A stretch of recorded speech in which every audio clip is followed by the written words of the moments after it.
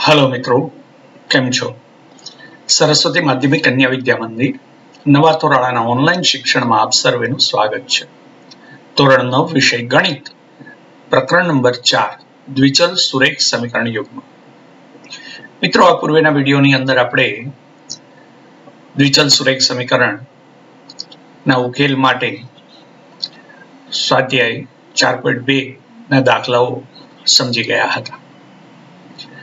આજના વિડિયોની અંદર આપણે સમજીશું કે દ્વિચલ સુરેખ સમીકરણનું સ્વરૂપ કેવું હોય તો એનો આલેખ કેવો મળે અને એનો ઉકેલ કોને કહી શકાય। તો અત્યાર સુધી તમે દ્વિચલ સુરેખ સમીકરણના ઉકેલ છે બીજગણિતની રીતે મેળવતા શીખી ગયા છો। હવે આપણે એનું ભૌમિતિક નિરૂપણ જોઈએ, એટલે કે એનો આલેખ જોઈએ। તમે મિત્રો જાણો છો કે દ્વિચલ સુરેખ સમીકરણને અનંત ઉકેલ હોય છે। આપણે તેને યામ સમતલમાં કેવી રીતે દર્શાવી શકીએ? તમને એનો અંદાજ પણ આવી ગયો હશે કે આપણે ઉકેલને ક્રમયુક્ત જોડ તરીકે દર્શાવી શકીએ છીએ, x યામ અને y યામ સ્વરૂપે। તો ઉદાહરણ નંબર 3 ના સુરેખ સમીકરણ x + 2y = 6 ના ઉકેલોની અહીંયા આપણે 4-5 જોડ જોઈએ, જે અહીંયા કોષ્ટક 1.1 માં દર્શાવેલી છે। જ્યારે x ની કિંમત 0 લઈએ ત્યારે y ની કિંમત 3, x ની કિંમત 2 લઈએ ત્યારે y ની કિંમત 2 મળે। આ રીતે 0, 3, 2, 2, 4, 1 અને 6, 0 એવા ચારેક ઉકેલો અહીંયા દર્શાવેલા છે।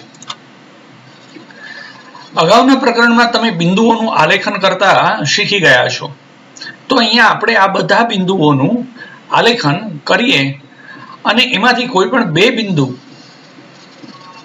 માંથી પસાર થતી રેખા દોરીએ તો મિત્રો આપેલી આકૃતિ 4.2 જેવી રેખા આપણને જોવા મળે। અને તમે જોશો મિત્રો કે આ બધા બિંદુઓ એ રેખા ઉપર જ આવેલા છે। તો એનો અર્થ એ થયો કે આ બધા બિંદુઓ અને આ ઉપરાંતના પણ ઘણા બધા બિંદુઓ આ રેખા ઉપર હોઈ શકે। જેમ કે 8 - 1 એ બિંદુ પણ આ રેખા ઉપરનું બિંદુ છે, કારણ કે એને આપણે સમીકરણમાં મૂકીએ તો સમીકરણનું સમાધાન થાય છે, એટલે કે બંને બાજુ, ડાબી બાજુ અને જમણી બાજુ કિંમત 6 મળે છે। તો એનો અર્થ એ થયો કે 8 - 1 એ આપેલ સમીકરણનો એક ઉકેલ છે, કારણ કે આ બધા પણ એના ઉકેલ છે। તો 8 - 1 એ પણ આ રેખા AB નો એક ઉકેલ થશે। તો એનો અર્થ એ થયો મિત્રો કે જે બધા આપેલ સમીકરણના ઉકેલો હશે એ બધા બિંદુઓ આપેલ રેખા પર હશે। એનો અર્થ એ થયો કે રેખા ઉપર ન હોય એ બિંદુઓ આપેલ સમીકરણનું સમાધાન કરતા નથી। જેમ કે મિત્રો અહીંયા આપેલી રેખા છે, એના માટે 2, 0 એ આપેલ રેખાનું સમાધાન કરતા નથી। તો આપણે કહી શકીએ કે 2, 0 એ આપેલ રેખાનો ઉકેલ નથી, અથવા તો આપેલ દ્વિચલ સુરેખ સમીકરણનો ઉકેલ નથી। તો એના ઉપરથી આપણે દ્વિચલ સુરેખ સમીકરણ માટે 2-3 બાબતો નોંધીએ। જેમ કે જેના યામ સમીકરણનું સમાધાન કરે તેવું પ્રત્યેક બિંદુ રેખા AB પર આવેલ હોય। એ ઉપરાંત બીજી બાબત કે રેખા AB પર આવેલું દરેક બિંદુ, જેને આપણે વ્યાપક સ્વરૂપે ક્રમયુક્ત જોડ AB સ્વરૂપે દર્શાવીએ, જ્યાં x = a અને y = b હોય, તો રેખા AB પર આવેલ દરેક બિંદુ એ આપેલ સમીકરણનો ઉકેલ છે। એ જ રીતે રેખા AB પર આવેલ ન હોય તેવું કોઈ પણ બિંદુ સમીકરણનો ઉકેલ મળતો નથી। એટલે કે આપેલ સમીકરણના ઉકેલો કોને કહેવાય? તો કે એ સમીકરણમાંથી બનાવેલું એનું ભૌમિતિક નિરૂપણ, એટલે કે જે રેખા મળે છે એ રેખા ઉપર આવેલા તમામ બિંદુઓ એ તે સમીકરણનું ઉકેલ છે, પરંતુ રેખા પર ન હોય તેવા એક પણ બિંદુ, એવી એક પણ ક્રમયુક્ત જોડ એ આપેલ સમીકરણનો ઉકેલ નથી મિત્રો. એનો એક અર્થ એવો કહી શકીએ કે હકીકતમાં કોઈ દ્વિચલ સુરેખ સમીકરણનું ભૌમિતિક નિરૂપણ કરતા જે બનતી રેખા છે એ સમીકરણના ઉકેલોનો સમૂહ છે. તેને સુરેખ સમીકરણનો આલેખ કહેવાય. આથી દ્વિચલ સુરેખ સમીકરણનો આલેખ મેળવવા માટે કોઈ પણ બે ઉકેલોને અનુરૂપ બે બિંદુઓ આલેખ પર દર્શાવવા જોઈએ અને એમાંથી પસાર થતી રેખા દોરો. વધુ ચોકસાઈ માટે બે કરતા વધારે બિંદુઓ લેવા હિતાવહ છે.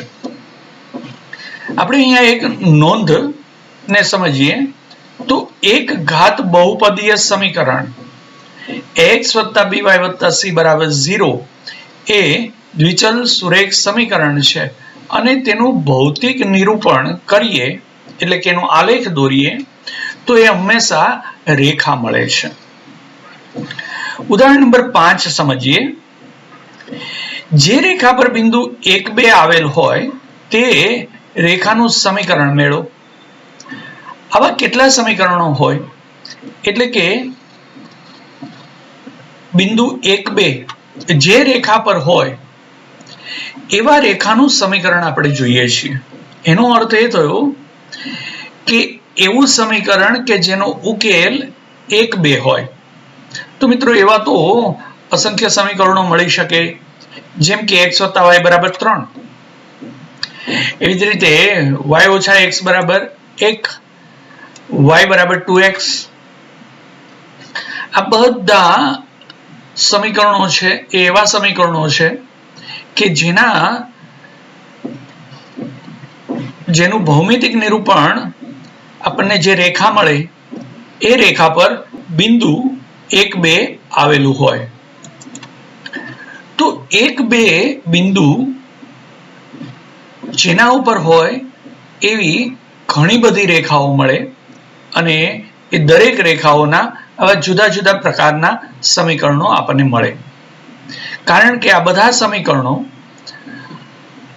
નું સમાધાન 1 2 બિંદુ કરે છે. માટે 1 2 એ આપેલ બધા સમીકરણોનો ઉકેલ છે એમ આપણે કહી શકીએ.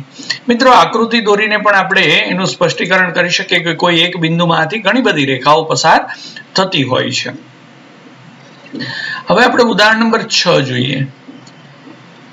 x + y = 7 નો આલેખ દોરો. મિત્રો અહીંયા x + y = 7 નો આલેખ દોર્યો તો આપણને આ પ્રકારનો આલેખ મળે છે. આપણે અહીંયા એ સમજવાનું છે કે કેવા પ્રકારનું સમીકરણ હોય, સમીકરણનું સ્વરૂપ કેવું હોય તો એનો આલેખ કેવો મળે છે. તો મિત્રો જ્યારે સમીકરણનું સ્વરૂપ એ આપણને આવા પ્રકારનું હોય, x + by + c = 0, ત્યારે એનો આલેખ હંમેશા આવા પ્રકારની કોઈ એક રેખા મળે કે જે આપેલ સમતલમાં બંને અક્ષોને છેદતી હોય એવી કોઈ રેખા મળે. તો અહીંયા ઉદાહરણ નંબર 6 માં x + y = 7 એટલે કે x + y - 7 = 0 આ પ્રકારનું એનું વ્યાપક સ્વરૂપ થયું. વ્યાપક સ્વરૂપમાં આપણે x + y = 7 ને લખીએ તો એ x + y - 7 = 0 લખાય. તો એનો અર્થ એ થયો કે એ આ પ્રકારનું સમીકરણ છે, x + by + c = 0. તો મિત્રો આ પ્રકારનો કોઈ આલેખ મળે તો એમાં x વાળું પદ હોય, y વાળું પદ હોય અને અચળ પદ હોય. તો આવા ત્રણેય પદ આપેલા હોય તો એનો આલેખ આવા પ્રકારની કોઈ પણ બંને અક્ષોને છેદતી રેખા આપણને મળી શકે. તો મિત્રો આપેલ સમીકરણનો આલેખ દોરવા માટે આપણે ઓછામાં ઓછા બે ઉકેલની જરૂર પડશે. તો આપણને કોષ્ટક 2 માં બે ઉકેલો આપેલા છે, 0 7 અને 7 0. એને અહીંયા નિરૂપણ કરી અને એમાંથી પસાર થતી રેખા દોરીએ તો આપણને આ પ્રકારનો આલેખ મળે છે. હવે મિત્રો જોઈએ ઉદાહરણ નંબર 7. ઉદાહરણ નંબર 6 માં દોરેલો આલેખ અને ઉદાહરણ નંબર 7 માં દોરેલા આલેખમાં ભિન્નતા એ છે કે આ આલેખમાં મળતી રેખા છે એ ઉદ્ગમ બિંદુમાંથી પસાર થતી રેખા છે. તો મિત્રો તમે જાણો છો કે વસ્તુ પર લાગતું બળ એ વસ્તુ પર ઉદ્ભવતા પ્રવેગના સમપ્રમાણમાં હોય છે. આ પરિસ્થિતિ દર્શાવતું સમીકરણ લખો અને આલેખ પર તે દર્શાવો. મિત્રો એ પ્રકારનું દર્શાવતું સમીકરણ છે અહીંયા આપેલું છે y બરાબર kx. તો આવા પ્રકારનો જ્યારે આલેખ હોય જેમાં y પદ હોય x પદ હોય અચળ પદ ન હોય તો એનો આલેખ છે એ આપણને ઉદ્ગમ બિંદુમાંથી પસાર થતી રેખા મળે. તો અહીંયા આપણે આ બધી બાબતોને ધ્યાનમાં રાખતા જશું કે એ આલેખનું સ્વરૂપ છે એ કેવું હોય તો કે ax પ્લસ by બરાબર 0. એટલે કે અચળ પદ છે એ 0 હોય તો ax પ્લસ by બરાબર 0 પ્રકારનો જ્યારે આલેખ દોરવામાં આવે, આવા પ્રકારનું સમીકરણ હોય અને એનો આલેખ દોરવામાં આવે તો એ હંમેશા ઉદ્ગમ બિંદુમાંથી પસાર થતી રેખા મળતી હોય છે. આગળ સમજીએ મિત્રો. તો આપણે જુદા જુદા આલેખો અને એના સમીકરણના સ્વરૂપોને સમજતા જઈએ છીએ. તો જુઓ મિત્રો અહીંયા નોંધ સ્વરૂપે આપણને આપેલું છે કે જ્યારે y બરાબર kx સ્વરૂપના સમીકરણનો આલેખ રેખા હોય અને તે હંમેશા ઉદ્ગમ બિંદુમાંથી પસાર થતી હોય. y બરાબર kx એનો અર્થ એ થયો કે એનું પ્રમાણિત સ્વરૂપ જુઓ, વ્યાપક સ્વરૂપ જુઓ તો આ પ્રકારનું થયું x પ્લસ by બરાબર 0. અચળ પદ નથી, માત્ર x અને y વાળું પદ આપેલું છે. તો હવે મિત્રો ઉદાહરણ નંબર 8 જોઈએ. આપણે જે બે બાબતો સમજી ગયા એના ઉપરથી ઉદાહરણ નંબર 8 ને ઉકેલવાનો પ્રયત્ન કરીએ કે આકૃતિ 4.5 માં દર્શાવેલ દરેક આલેખ માટે નીચે આપેલા વિકલ્પોમાંથી કયા સમીકરણનો આલેખ છે તે પસંદ કરો. તો મિત્રો જુઓ આકૃતિ 4.5 માં પહેલો પેટા પ્રશ્ન. તો આપણે પહેલી આકૃતિ જોઈએ તો આપણે જોઈ શકીએ છીએ કે ઉદ્ગમ બિંદુમાંથી પસાર થતી રેખા દર્શાવેલી છે. તો ઉદ્ગમ બિંદુમાંથી પસાર થતી રેખા હોય તો એનું સ્વરૂપ કેવું હોય તો કે એનું સ્વરૂપ છે એ માત્ર x અને y વાળું પદ હોય. તો એવા આપણને અહીંયા પહેલું, બીજું અને ત્રીજું સ્વરૂપ આપેલું છે. ચોથું છે એ x y અને અચળ પદ છે, માટે આ ચોથો વિકલ્પ તો આવશે જ નહીં.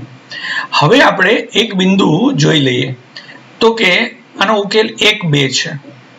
તો અહીંયા મિત્રો x બરાબર 1 જ્યારે પેટા પ્રશ્ન 2 માં મૂકીએ x બરાબર 1 ત્યારે y બરાબર 2 મળે છે. અહીંયા x અને y x બરાબર 1 મૂકીએ તો y બરાબર -1 મળે. એ જ રીતે અહીંયા x અને y બંને સમાન છે, માટે પહેલો અને ત્રીજો વિકલ્પ શક્ય નથી. એનો અર્થ એ થયો કે આ બીજો વિકલ્પ y બરાબર 2x નો ઉકેલ y બરાબર 2x સમીકરણ નું ભૌમિતિક નિરૂપણ એ આપેલ આકૃતિ 4.5 ની પહેલી આકૃતિ છે. હવે એ જ રીતે આપણે 4.5 ની બીજી આકૃતિ જોઈએ. તો જુઓ મિત્રો એમાં ઉદ્ગમ બિંદુમાંથી પસાર થતી રેખા નથી. એનો અર્થ એ થયો કે એનું એ આલેખનું સમીકરણ છે એ x, y અને અચળ પદ વાળું હોય. એનો અર્થ એ થયો કે આ બેમાંથી કોઈ એક હશે. હવે માત્ર ચકાસણી માટે કોઈ એક બિંદુના યામ લઈ લઈએ. ધારો કે 1, 6 યામ લઈએ તો આ બંનેની અંદર મૂકી જોઈએ. તો x બરાબર 1 લઈએ તો ત્રીજા વિકલ્પની અંદર x બરાબર 1 લઈએ તો y બરાબર 6 મળે છે. ચોથા વિકલ્પમાં x બરાબર 1 લઈએ તો y બરાબર -3 મળે છે.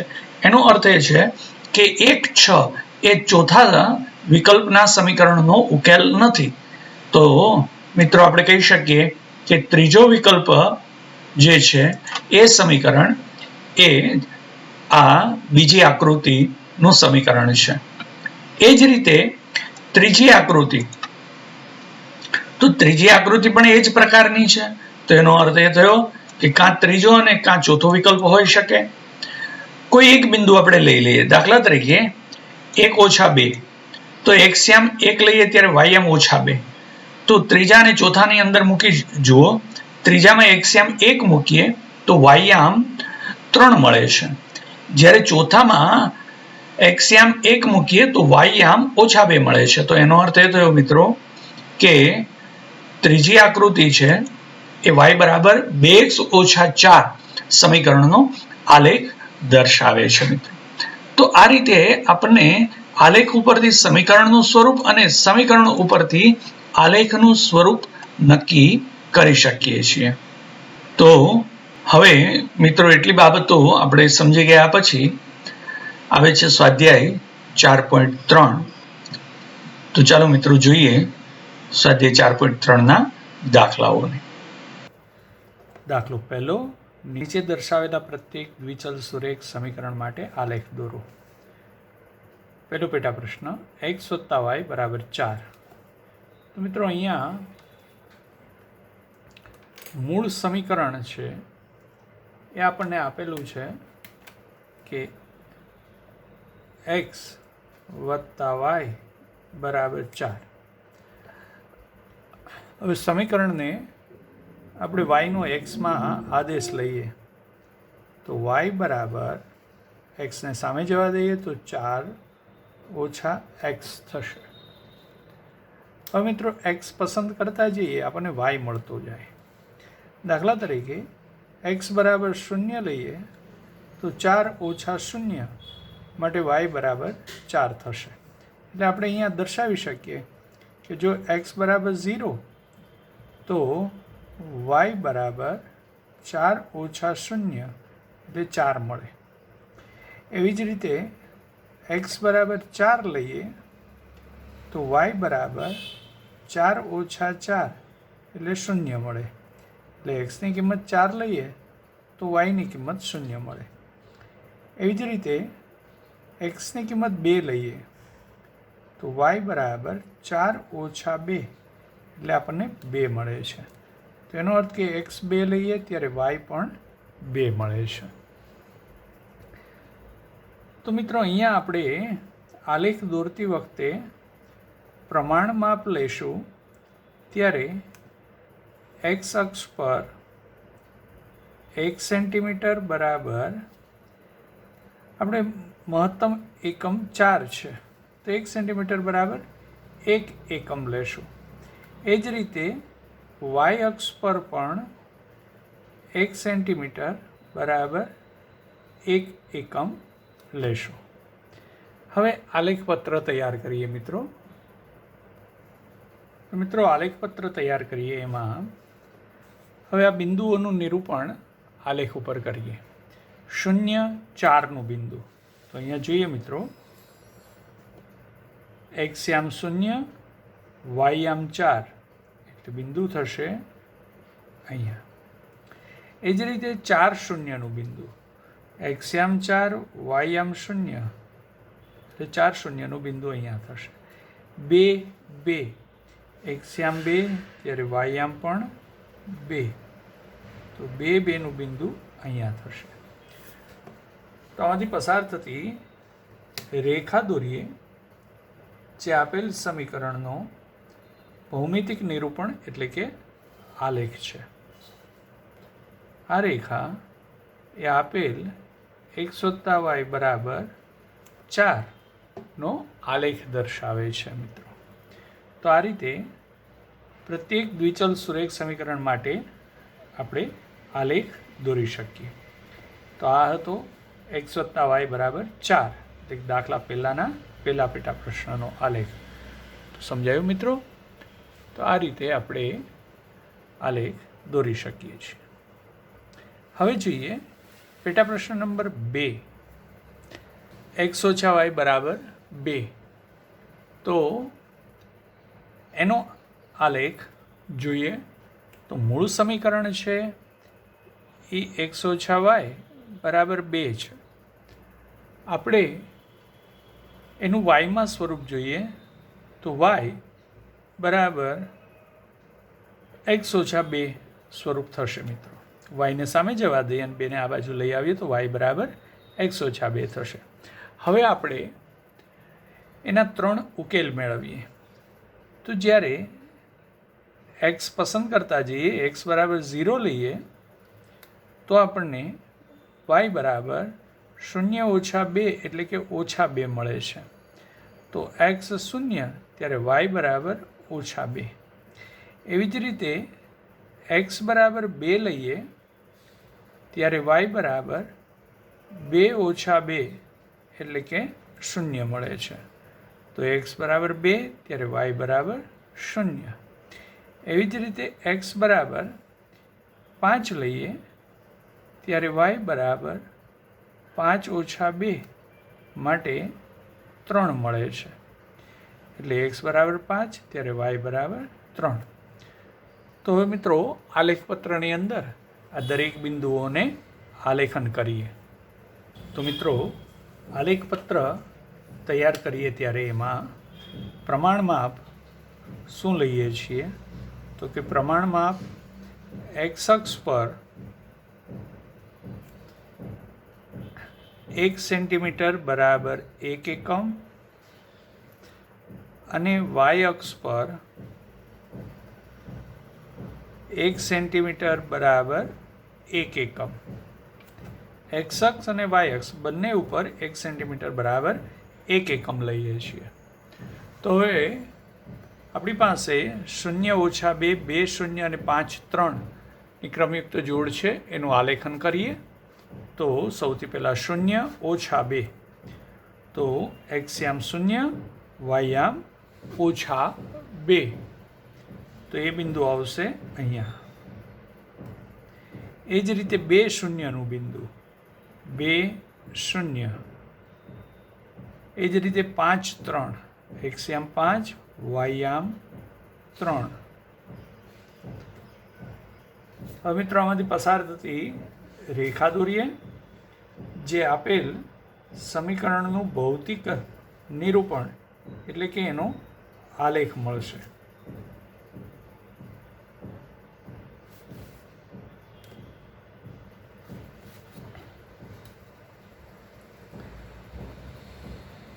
જે એક્સ ઓછા વાય બરાબર 2 નો આલેખ છે.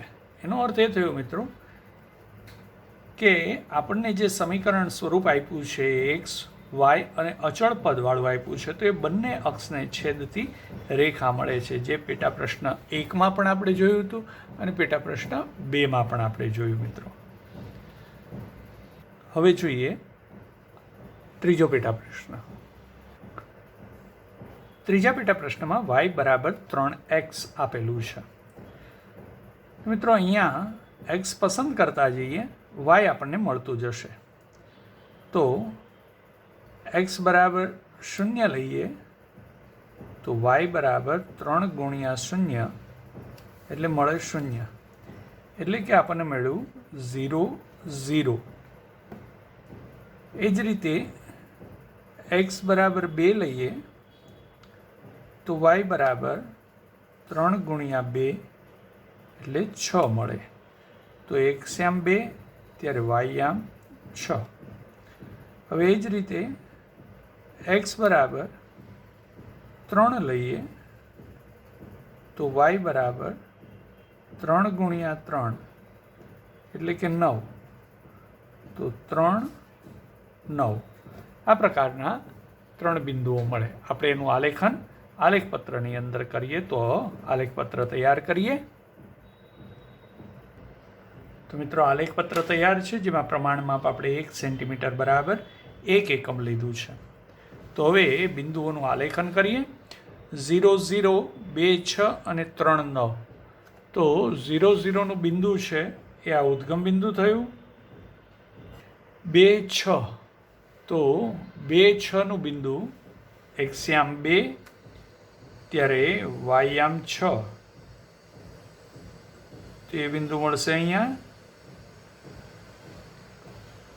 એ જ રીતે 3, 9નું બિંદુ, એક્સયામ 3 ત્યારે વાયયામ 9. તો આમાંથી પસાર થતી રેખા દોરીએ.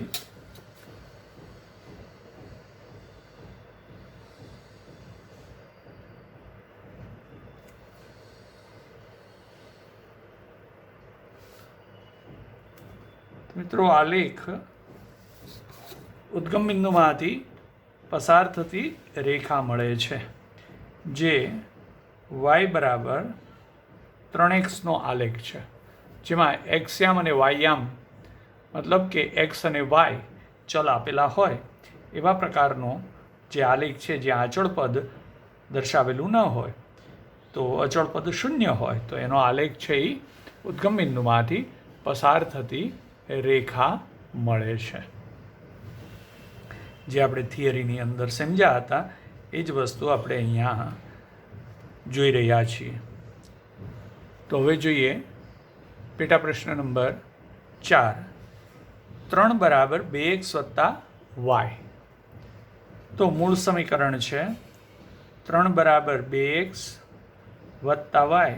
આપણે એનું y સ્વરૂપમાં રૂપાંતરણ કરીએ તો y બરાબર 3 ઓછા 2x થશે. 2x સામે ગયા એટલે. તો હવે અહીંયા આપણે એક્સની કિંમત પસંદ કરતા જઈએ તો વાયની કિંમત મળતી જશે. માની લો x બરાબર 0, તો આપણને મળે y બરાબર 3 ઓછા 2 ગુણ્યા 0, એટલે કે 3 ઓછા 0 બરાબર 3. તો જ્યારે એક્સયામ 0 લીધો ત્યારે વાયયામ 3 મળે છે. એ જ રીતે x બરાબર 2 લઈએ ત્યારે y બરાબર 3 ઓછા 2 કૌંસમાં 2 એટલે 3 ઓછા 4 બરાબર ઓછા 1 મળે. એટલે કે x બરાબર 2 લઈએ ત્યારે y બરાબર ઓછા 1 મળે છે. એ જ રીતે x બરાબર ઓછા 1 લઈએ તો y બરાબર 3 ઓછા 2 ગુણ્યા ઓછા 1 બરાબર 3 વત્તા 2 એટલે કે 5 મેળવ્યું. તો એક્સયામ જ્યારે ઓછા 1 લઈએ ત્યારે વાયયામ +5 મળે છે. તો મિત્રો આને આપણે આલેખપત્રમાં આલેખીએ, એના માટે આલેખપત્ર તૈયાર કરીએ. તો મિત્રો આલેખપત્ર તૈયાર કરીએ તેમાં પ્રમાણ માપ લીધું આપણે x અક્ષ પર 1 સેન્ટીમીટર બરાબર 1 એકમ અને y અક્ષ પર 1 સેન્ટીમીટર બરાબર 1 એકમ. એ રીતે આપણે x અક્ષ અને y અક્ષ છે એ દોરીએ છીએ. તો હવે બિંદુઓનું આલેખન કરીએ. 0, 3. તો મિત્રો 0, 3નું બિંદુ અહીંયા આવશે y અક્ષ ઉપર. એ જ રીતે 2 ઓછા 1, તો 2 ઓછા 1નું બિંદુ 2 ઓછા 1 ચતુર્થ ચરણમાં આવશે. એ જ રીતે ઓછા 1, 5. તો એક્સયામ ઓછા 1, વાયયામ 5 નું બિંદુ દ્વિતીય ચરણમાં આવશે. તો આ ત્રણેય બિંદુમાંથી પસાર થતી રેખા દોરીએ.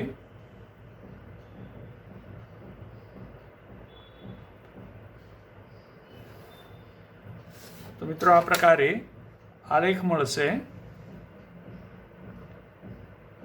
3 બરાબર 2x વત્તા y. તો આપણે જોઈ શકીએ છીએ અહીંયા x, y અને અચળ પદ આપેલું છે. તો આલેખ છે એ બંને અક્ષોને છેદતી રેખા મળે છે. તો મિત્રો અહીંયા આપણે સ્વાધ્યાય 4.3 ના દાખલા નંબર 1ના પેટા પ્રશ્નોના સમીકરણોના સ્વરૂપ ઉપરથી આલેખ દોરી અને સમજ્યા કે સમીકરણનું સ્વરૂપ કેવું હોય ત્યારે આલેખ એનો કેવો મળે છે. હવે પછીના વિડીયોમાં જ્યારે આપણે મળીશું ત્યારે દાખલા નંબર 2 અને એની આગળના દાખલાઓના ઉકેલોની ચર્ચા કરીશું. તો મિત્રો પુનરાવર્તન કરતા રહેજો, સ્વસ્થ રહેજો. આવજો મિત્રો.